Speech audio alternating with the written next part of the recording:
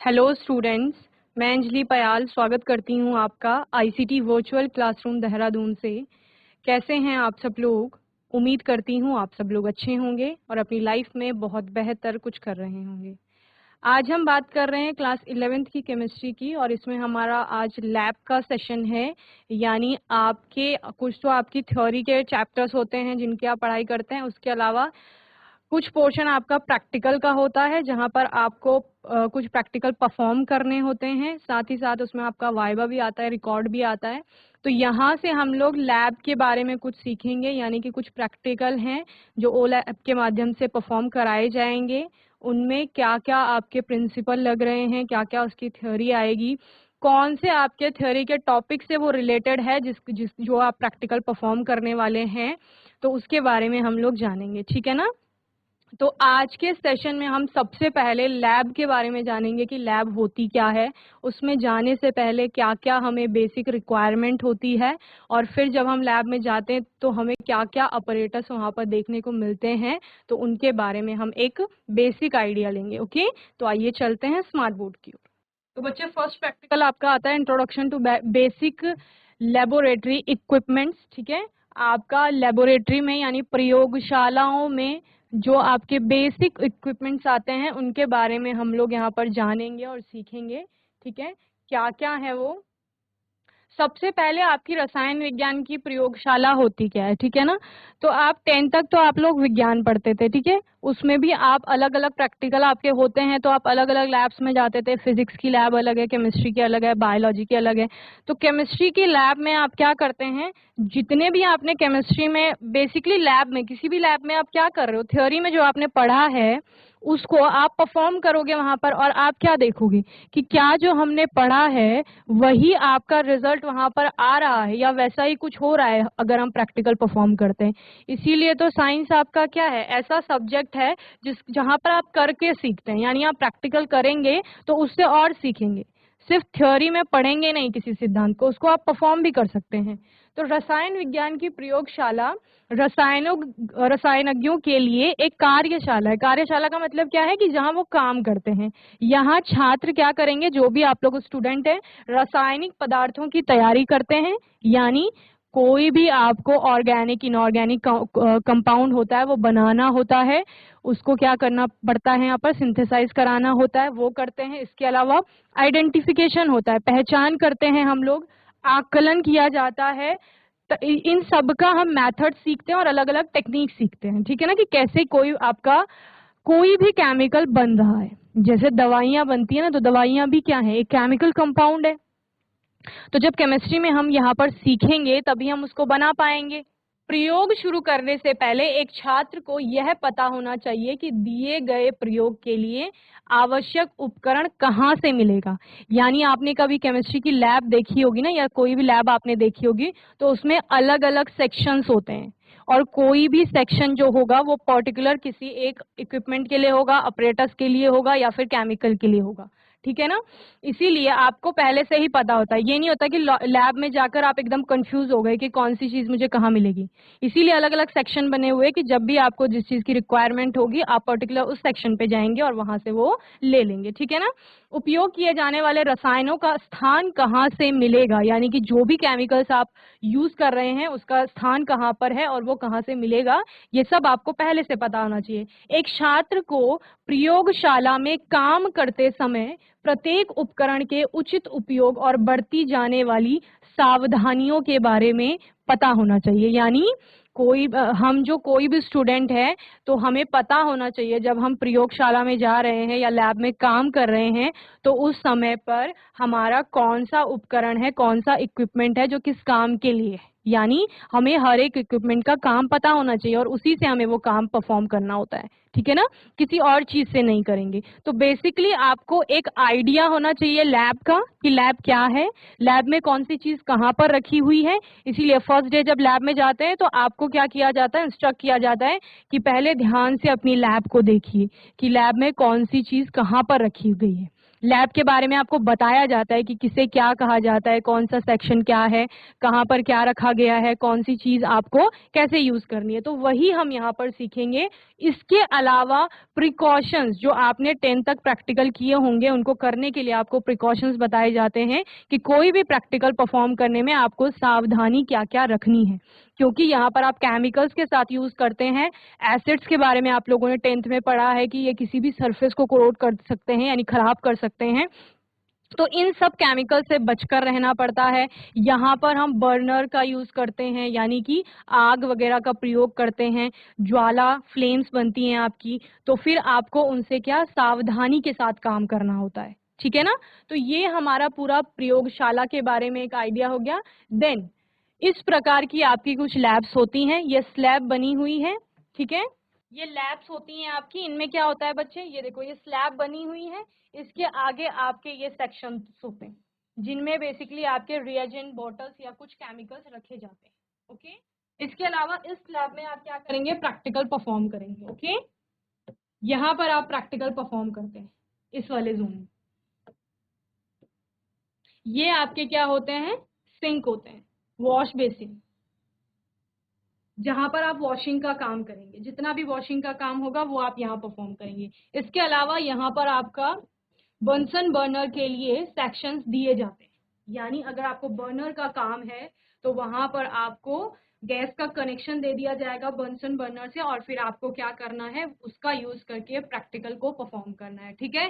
Proper Windows होती हैं ventilation के लिए, ठीक है, और एग्जॉस्ट फैन होंगे, फ्यूमिंग चेम्बर्स होंगे आपके। एग्जॉस्ट फैन कब यूज करेंगे, जब आपने कोई ऐसा प्रोसेस किया है जिसमें बहुत ज्यादा फ्यूम्स बन गई हैं या फिर स्मेल आ रही है, तो फिर आप एग्जॉस्ट फैन यूज करते हैं। और फ्यूमिंग चैम्बर, अगर फ्यूमिंग का कोई भी प्रोसेस आपका चल रहा है तो उसमें उसको आप प्रॉपर चैम्बर आपकी क्लासरूम में बना होगा, लेबोरेटरी में बना होगा, उसके ही सामने जाकर आपको वो परफॉर्म करना है ताकि फ्यूम्स उसके रास्ते सारी बाहर निकल जाएं, ठीक है, और पूरे लैब में फ्यूम्स ना बने, ठीक है। इसके अलावा ये आपका एक टेबल होती है, ठीक है, जो आपके लैब इंस्ट्रक्टर की होगी या फिर आपके टीचर की होगी। ये टेबल पे आपका क्या होता है, इसको डिमॉन्स्ट्रेटिंग टेबल भी कहा जाता है, जहां पर सबसे पहले डिमॉन्स्ट्रेशन होता है। किसी भी प्रैक्टिकल को परफॉर्म करने से पहले आपको टीचर वो प्रैक्टिकल समझाता है, तो इसी डिमॉन्स्ट्रेशन टेबल पे वो समझाया जाता है, जिसके चारों ओर आप लोग खड़े रहेंगे, या फिर अपने ही जहां पर भी स्लैब पे आपको स्थान बताया गया है कि यहाँ पर आपको परफॉर्म करना है प्रैक्टिकल, तो वहां पर आप खड़े होकर ये प्रैक्टिकल देख सकते हैं, लेकिन टीचर आपको वहां से इंस्ट्रक्ट करेंगे और बताएंगे कि किस प्रकार से आपको कौन सी विधि का प्रयोग करके या क्या क्या आपका प्रोसीजर है उसको फॉलो करके ये प्रैक्टिकल करना है, ठीक है। तो वो वहां से आपको समझाएंगे। ये आपका एरिया हो गया जहां पर आपको खड़ा होना है, और आपको एक ही पर्टिकुलर स्थान पर रह करके क्या करना होता है, अपना प्रैक्टिकल पूरा परफॉर्म करना होता है। कोई भी चीज चाहिए तो आराम से आप कहीं पर जाएंगे और उस चीज को लेंगे, ओके। तो इस प्रकार की कुछ आपकी लैब होती है।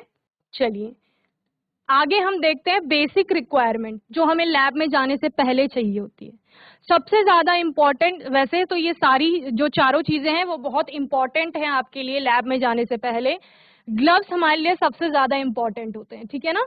हमें अपने हाथों को सबसे पहले कवर करना होता है, क्योंकि मोस्ट ऑफ द केमिकल्स आप हाथ से पकड़ेंगे, उनका प्रयोग करेंगे, जैसे आपके कॉन्सेंट्रेटेड एसिड हो गए या फिर आप कोई गर्म चीज पकड़ रहे हैं तो उसके लिए भी तो आपके ग्लव्स आते हैं, जिनका उपयोग आपको करना बहुत जरूरी होता है। और लैब में जाने से पहले इनमें से 2-3 चीजें, जैसे आपका ग्लव्स हो गया, लैब कोट हो गया, फेस मास्क हो गया, सेफ्टी ग्लासेस, ये चारों ही आपके पास होनी चाहिए। तो ये सब पहले ही चेक कर लिया जाता है कि सभी स्टूडेंट के पास ये होना चाहिए, ठीक है ना। मास्क आपके पास होना चाहिए, क्यों, क्योंकि वहां पर अलग अलग प्रकार की गैसेस बनती हैं। जैसे मैंने फ्यूम्स की बात की, फ्यूम्स निकलेंगी तो उसके लिए आपको मास्क होना चाहिए जो आपके फेस को कवर करे, आपके नोज को कवर करे, ताकि आप सांस ले पाए प्रॉपर, और वो जो गैसेस बन रही हैं वो आप इनहेल ना करें, ओके। इसके अलावा लैब कोट इसलिए होता है कि आपका यूनिफॉर्म खराब ना हो, क्योंकि केमिकल्स या फिर कुछ भी कलर वगैरह लग सकता है, तो वो पूरा लैब कोट आपको सेव करता है उससे। सेफ्टी ग्लासेस भी आपको चाहिए, क्यों? क्योंकि आंखें क्या होती है, बहुत सेंसिटिव होती हैं, तो किसी भी चीज से या किसी केमिकल से, किसी भी रिएक्शन से उनको कोई हार्म ना पहुंचे, इसलिए सेफ्टी ग्लासेस भी होने चाहिए। तो ये बेसिक रिक्वायरमेंट में ये चारों चीजें आपको चाहिए ही चाहिए किसी भी लैब में, या केमिस्ट्री लैब की हम बात कर रहे हैं तो केमिस्ट्री लैब में सबसे जाने से सबसे पहले ये चारों चीजें आपको देखनी है कि ये चारों चीजें हमारे पास होनी चाहिए, ठीक है ना। अब बात करते हैं ऑपरेटर्स की, कि कॉमन लेबोरेटरी ऑपरेटर्स क्या है, ठीक है। यानी सामान्य आपके प्रयोगशाला उपकरण क्या क्या होंगे जो सामान्य तौर पर आपको देखने को मिलते हैं। तो यहाँ पर आपको पिक्चर दिखाया गया है, तो ये आपने देखे होंगे, ये इनको क्या कहा जाता है, ये अलग अलग साइज के आपको बीकर दिखाए गए हैं, ठीक है ना। तो beakers of different sizes such as 150 ml to 200 ml made of soft glass और Corning glass. Beakers are used for taking various liquid, ठीक है। तो कोई भी द्रव या लिक्विड आप लेते हैं तो वो सारे आपके क्या होते हैं, बीकर के द्वारा आप उनको, कोई भी चीज आपको लेना होता है ना केमिस्ट्री की लैब में, तो वो आप ज्यादातर बीकर्स का यूज करते हैं वहां पर, और बीकर में वो लिया जाता है, ओके। तो ऐसा आपको क्योंकि आपने 10th में प्रैक्टिकल किए होंगे तो बीकर से तो आप फेमिलियर होंगे ही। बोरोसिल बीकर आपका जैसे लिखा होता है तो बोरोसिलेटेड ग्लास होता है वो, ठीक है ना। चलिए नेक्स्ट आपका है,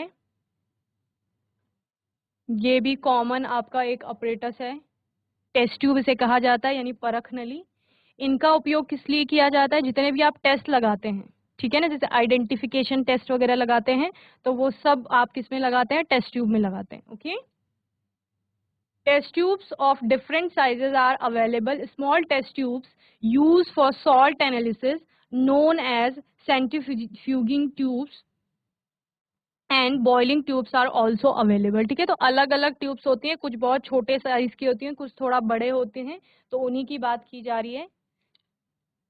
चलिए नेक्स्ट आपका अपरेटस है कुछ इस तरह का, तो ये कोनिकल फ्लास्क का, कोनिकल सिलेंडर आप इसको कहते हैं, कोनिकल फ्लास्क कहते हैं। It is use in volumetric analysis for carrying out titration. तो टाइट्रेशन जब भी करते हैं तो उसमें इसका प्रयोग किया जाता है, ओके। ये आपकी फनल हो गई, कीप जिसे आप कहते हैं, ये फिल्ट्रेशन में भी काम में आती है। It is use for filtration and for pouring solution from one container to the other. ऐसे कीप आपने घर में भी देखी होगी, जैसे कोई लिक्विड को एक कंटेनर से दूसरे कंटेनर में डालना है तो उसके लिए कीप का प्रयोग किया जाता है, ओके। चलिए ये आपके क्या है, ये मेजरिंग सिलेंडर्स है आपके, ग्रेजुएटेड सिलेंडर भी कहा जाता है। ये मेजर करने के लिए, अगर कोई भी चीज आपको मापनी है कि हाँ हमको एक्यूरेट इतने ml का चाहिए, 10 ml चाहिए, 100 ml चाहिए, 50 ml चाहिए, 25 26 ml चाहिए, तो उसके लिए देखो पैमाने आपको, स्केल आपको हर किसी में दिख रहा होगा। कोनिकल फ्लास्क हो गया, बीकर हो गया, इन सभी में आपका क्या बना हुआ है, एक स्केल बना हुआ है कि इतने ml का यहाँ तक है, इतने ml का यहाँ तक है। लेकिन जब भी हम मापते हैं ना तो मेजरिंग सिलेंडर से मापेंगे किसी भी लिक्विड को। A measuring cylinder is a container used to measure volumes of liquid. Liquid का वॉल्यूम मापने के लिए इसका प्रयोग किया जाता है। Normally made of plastic, measuring cylinder have lines up the side to represent the amount of millimeters the cylinder contains and therefore the volume of liquid. ठीक है, प्लास्टिक का भी हो सकता है और ग्लास का भी आपका बना हुआ होता है मेजरिंग सिलेंडर, ओके। चलिए ये दो आपके ऑपरेटर्स और हैं, पहला आपका ग्लास रॉड है, दूसरा आपकी क्या है, चाइना डिश है, ठीक है। ग्लास रॉड का काम क्या होता है, एक ग्लास रॉड आती है, एक ग्लास ट्यूब आती है, ठीक है ना। तो ट्यूब आपकी कैसी होगी, अंदर से खाली होगी, यानी कि पाइप जैसी होगी, और रॉड कैसी होगी आपकी, सॉलिड होगी पूरी। तो ग्लास रॉड का बेसिक काम होता है, जैसे स्टर वगैरह करना होता है ना, किसी चीज को हिलाना है, घुमाना है, तो उसके लिए आपका ग्लास रॉड का यूज होता है। चाइना डिश जो सेकंड वाला है आपका, बोल जैसा दिख रहा है आपका, उसका काम क्या होता है, उसका काम किसी भी केमिकल को या कोई चीज आपने मिला दी आपस में, उसको गर्म करने के लिए चाइना डिश का प्रयोग किया जाता है, okay. Glass rod, it is use for stirring purpose, it is also use as an it for transferring the liquid into the funnel. जब फनल में हम कोई लिक्विड डालते हैं ना तो डायरेक्ट ट्रांसफर नहीं करते हम फनल में, वहां पर हम ग्लास रॉड लगाते हैं और ग्लास रॉड के साथ क्या करते हैं, ड्रॉप बाय ड्रॉप क्या करेंगे, हम कोई भी लिक्विड पोर करेंगे फनल में. ओके. और china dish, it is a small vessel made of porcelain. It is used in crystallisation for concentrating a solution. ठीक है, किसी भी चीज को क्या करना है, कॉन्सेंट्रेट बनाना है, सांद्र बनाना है, उसको क्या करेंगे, गर्म करेंगे. और किस में गर्म करेंगे, चाइना डिश में गर्म करेंगे. ओके. चलिए, दो और ऑपरेटर्स दिखाए जा रहे हैं ऊपर. वायर गॉज आपका होता है और सेकंड है आपका ट्राइपॉड स्टैंड. 3 पैर होते हैं, इसको त्रिपात स्टैंड भी इसको कहा जाता है. ठीक है ना. और ऊपर वाले को वायर गॉज यानी तार की जाली. ओके. तो वायर गॉज को क्या किया जाता है, बेसिकली जो ये आपकी वायर गॉज है ना, इसको किसके, ये जो ट्राइपॉड स्टैंड दिख रहा है ना, इसके ऊपर रखेंगे. ठीक है. It is placed above the flame of the burner so that the glass vessel being heated does not touch the flame directly and hence is prevented from breaking. क्या होता है, ग्लास, क्योंकि सारे ऑपरेटर्स आपके लगभग ग्लास के होंगे, कांच के बने हुए होंगे, तो कांच के ऑपरेटर्स एकदम से हीट के कांटेक्ट में आएंगे, ऊष्मा के संपर्क में आएंगे या फ्लेम के संपर्क में आएंगे बेसिकली, तो वो टूट सकते हैं. तो उनको बचाने के लिए क्या किया जाता है, बीच में एक बैरियर टाइप का लगाया जाएगा, फ्लेम से प्रोटेक्ट करेगा जो. तो वो क्या होता है, तार की जाली होती है, ये तार की जाली लगाई जाएगी फ्लेम के ऊपर और फिर आपका वो ग्लासवेयर ऑपरेटर्स रखा जाएगा. Then tripod stand. Tripod stand, it is used for supporting a china dish or a beaker so that it can be heated from below. अब फ्लेम के ऊपर आपको कोई चीज रखनी है तो उसके लिए आपको कोई ना कोई क्या चाहिए होता है, स्टैंड चाहिए होता है, सपोर्ट चाहिए होता है. तो वो सपोर्टिंग आइटम या फिर अपरेटस आपका क्या है, ट्राइपॉड स्टैंड होता है. ठीक है, जिसके ऊपर आप क्या रखोगे, तार की जाली रखोगे और इसके ऊपर आप फिर क्या रखेंगे, कोई भी ग्लास अपरेटस रखेंगे जिसमें आपको प्रैक्टिकल को परफॉर्म करना है, चाहे चाइना डिश हो गई, बीकर हो गया. ठीक है. Other apparatus with which a student must familiarize are test tube holder, test tube brush, crucible tongs, spatula, watch glass, clamp stand, burette, pipette, water bath, sand bath and centrifugal machines. Okay, तो बहुत सारी चीजें labs में होती हैं, इनमें से अभी मैं आपको कुछ और दिखाऊंगी. जैसे हमने टेस्ट ट्यूब की बात की, तो टेस्ट ट्यूब को पकड़ने के लिए एक टेस्ट ट्यूब होल्डर आता है, उसको रखने के लिए टेस्ट ट्यूब स्टैंड आते हैं. सब चीजें अलग अलग होती हैं. ठीक है.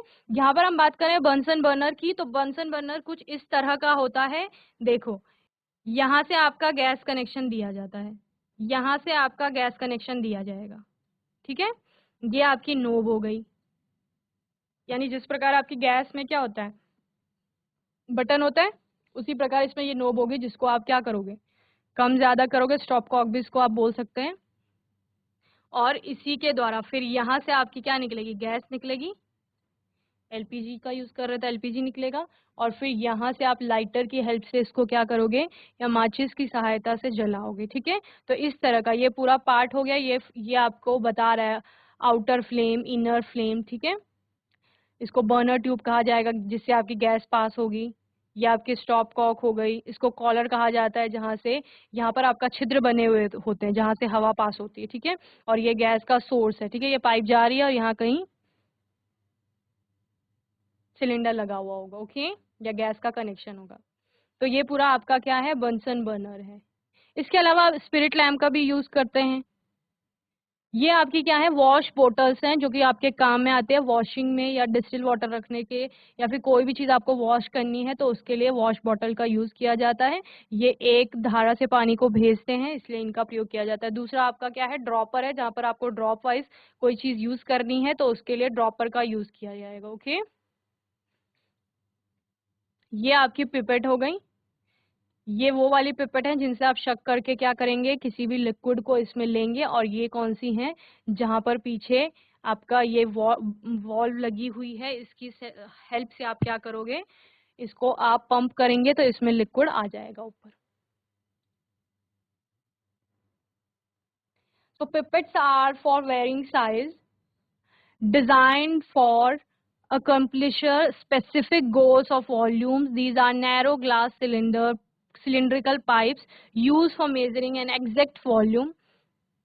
Of liquid and placing it into another container. ठीक है, एक कंटेनर से निकालना है, दूसरे में डालना है, पिपेट का हेल्प लिखा होगा तो पिपेट की हेल्प से ही वो हम करेंगे। ओके, ये आपके ब्रशेस होते हैं। तो ब्रशेस आपके अलग अलग साइज के आते हैं क्योंकि आपके ऑपरेटर्स का साइज अलग अलग है। देखो, सबसे छोटी ब्रश है तो ये टेस्ट ट्यूब को साफ करने के लिए आएगी। ठीक है, उससे थोड़ी बड़ी है तो जैसे आपका बॉइलिंग ट्यूब होती है तो उसको साफ करने के लिए आएगी। ये थोड़ा और बड़ी है, ये किसी और काम में आएगी। ये बहुत बड़ी है तो ये आपका जैसे बीकर्स वगैरह को साफ करने के लिए आएगी। तो सभी ब्रशेस का साइज अलग अलग है क्योंकि सारे ग्लासवेयर्स अलग अलग ब्रशेस से आप वॉश करेंगे।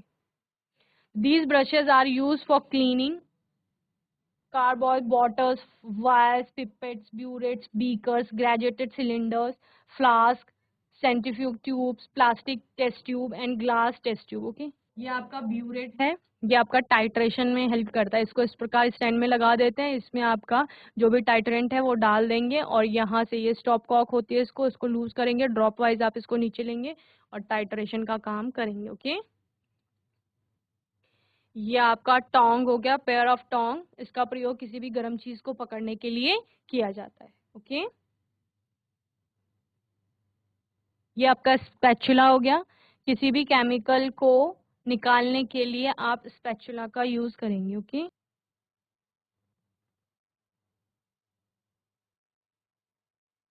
ये आपका फिल्टर पेपर होता है। फिल्टर पेपर का काम क्या होता है? फिल्टरेशन का काम होता है, यानी छानने का काम। ये लिटमस पेपर हो गया। लिटमस टेस्ट लगाना है आपको, एसिड बेस का पता करना है तो ये लिटमस पेपर होते हैं। ठीक है, now some important precautions. Precautions क्या क्या लेंगे, सावधानियां यानी क्या क्या बरतनी है आपको। ऑलवेज यूज एन एप्रन, हमेशा आप एप्रन या लैब कोट जिसे बोल रहे हैं वो लेना है। एन आई प्रोटेक्टर, यानी जो मैंने क्या बोला, सेफ्टी ग्लासेस लेने। हैंड ग्लव्स, हाथों के दस्ताने जो हैं वो पहनने हैं आपको। While working in the chemistry laboratory, okay, जब भी केमिस्ट्री या रसायन की प्रयोगशाला में आप काम करेंगे तो आपके पास ये बेसिक चीजें होनी चाहिए।